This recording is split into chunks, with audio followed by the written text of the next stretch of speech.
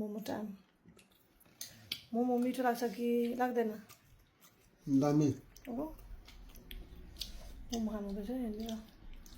मोमो पनि सानो छैन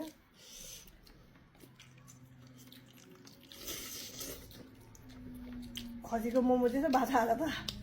तर यो पोर्कको यस्तो बोसै बोसो भएको छ है बोसै बोसो छ नि यो मोमो त कस्तो अचार धेरै लगाएर बनाउँदैछ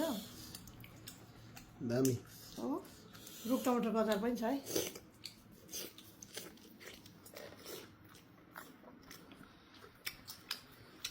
बबिन साइडमा खाँदैछ होइन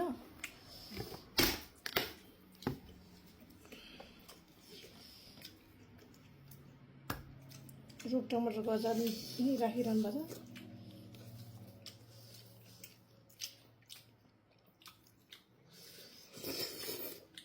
बिस्तारै खानुहोस् ल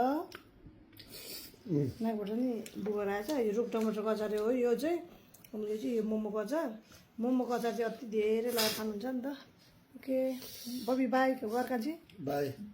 बाई बाई अबि भयो अबे खा खा खा